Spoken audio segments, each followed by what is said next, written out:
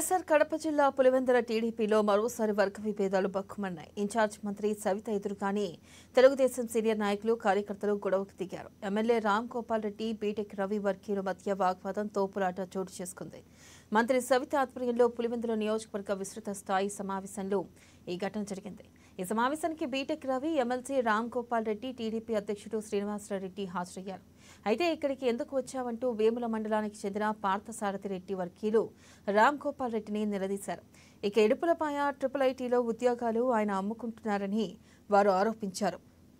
వైఎస్ఆర్సీపీకి అనుకూలంగా ఎమ్మెల్సీ పనిచేస్తున్నారని ఆక్షేపించారు.